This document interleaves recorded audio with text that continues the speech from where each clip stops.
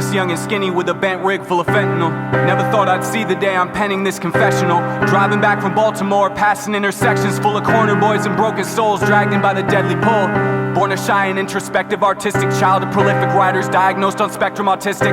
Motor skills were lacking, but I was complex with linguistics. Verbal skills were off the charts in line with metric statistics. When it came to social interaction, couldn't make it happen. Didn't understand how to connect with simplistic, basic human dynamics, so I polluted my manic mind with the poison that propelled me to exuberant panic before the chemicals that made my forming consciousness change. Turned to Beanie Babies, Pokemon, and video games. Escalated to whiskey and rigs I'd stick in my veins. Found recovery and it saved me from the sickness and pain. There were so many times I could have stopped addiction's escalation before I crashed my car and got escorted to the station. Officers asking questions, recording my information. Wrecked my nose and lungs through the snorting and inhalation. Really should have told my younger self I shouldn't stuff the fear and trauma I held inside, watching all my mother's tears fall on her living room floor back in my younger years. Her drunken boyfriend acted foul after a dozen beers. Wish I was honest in my childhood with my therapist. Broken through my arrogance, written a transparent list of all the potent nagging insecurities that magnified sensory overload and doubts I couldn't pacify. Instead I chose to dive headfirst into a vodka river. Cut me open and I'm sure you'll see a spotted liver. I finally got sober, confronting what I thought I couldn't. I'm proving wrong those who give up on me and thought I wouldn't. I used to ride in the back of a dented Audi, smoking badly rolled Dutches, acting pretentious and rowdy.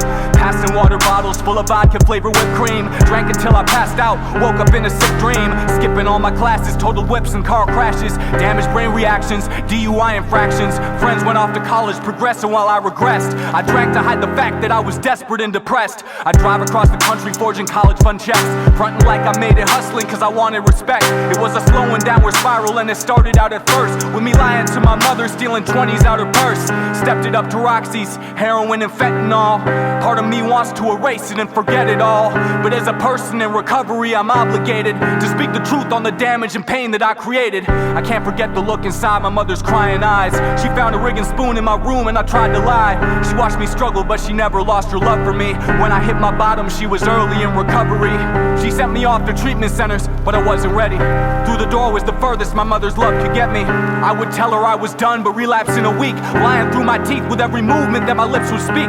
I grabbed her ATM card after crawling in to sneak, making sure the boards on the floor wouldn't crack or bend or creak. Run to the plug for the bundles that he would hand me, betraying everyone who was there for me and my family.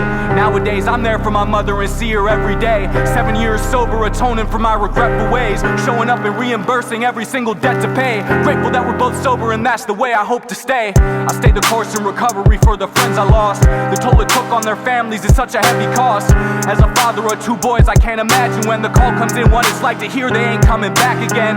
That's why I march with the moms and fathers in Washington who live in constant grief and pain, losing their daughters and sons. I can't conceive of the strength that it takes to grieve, confronted with realities you don't want to believe. I show the scars that almost took my life with short sleeves, cause like my fallen friends they left a mark that won't leave. It's bigger than the politics, that's why I never polarize, cause red or blue you'll be rocking black when your homie dies. And while we're busy arguing about who we're voting for, fentanyl poisoning casualties are overflowing morgues. So whether you're voting for Trump or for Biden, I respect you and hope you stay in recovery thriving, cause the ones who paid the price with their life are never forgotten. Their legacies live on like Sid Vicious and Janis Joplin. Purdue Pharma lied on the labels of Oxycontin. They hid the skeletons like the grave of King Akhenaten. And every politician forms committees making promises, international summits with photo op apologists, offering little sums of money, condescending compliments. It makes me sick, I could vomit from the incompetence. Trump and Biden went overseas with Jinping, said they stopped the fentanyl precursors but never did a thing, promising reform on enforcement, treatment and harm reduction on domestic levels that fades into prolonged discussions. There's no momentum, no follow through, nothing changes. The opioid pandemic's taking lives of all ages. I'm speaking from experience and rattling the cages and demanding that they do what they say on the world stages. The Fedi crisis claims 300 lives a day. Inflation keeps climbing and millions are underpaid. The infrastructure's crumbling, our social fabric is frayed. We pick sides in the game but we're all really getting played. The only thing that gives me hope is people rising past the odds, past the sickness, past the overdose reversals, past the nods, past the criminal records, the homelessness and drug courts. Rise to the occasion when people think they'll come come up short. Whether you're a centrist or conservative or woke, we're all the punchline in a subversive twisted joke. I won't run from reality, confronting it and powerfully facing things that I can change and breaking all the cowardly cycles that decapitated me, disemboweled me. Mind and body fighting with each other, it devoured me. I fought the battle that I conquered within. If we can conquer our differences, then we're all gonna win. If you're alive and if you're listening to this, I hope you understand. Strength in numbers, love and recovery gives us the upper hand. So whether you favor treatment or drug enforcement, no matter where you align in political endorsement, you can demonstrate the passion that you have for saving lives of addicts by forming partnerships that overcome divisive static.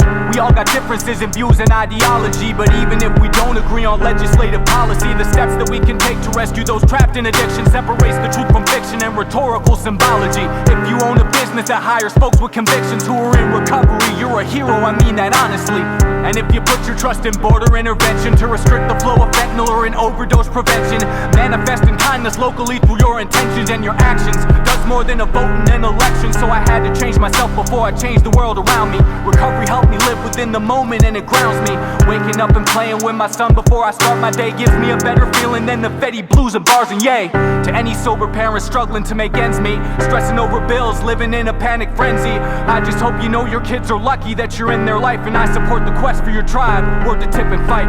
If you're a working parent early in recovery, clocking grueling double shifts and wondering do my kids love me, I just hope you know as a legal employed taxpayer, you're breaking the cycle, stopping darkness coming back later. And when you come back through the door, open up your arms, greet them with a smile, and let connection and the love disarm your fear. Let it overcome the doubt and all the racing thoughts. You'll understand recovery gave you something that can't be bought.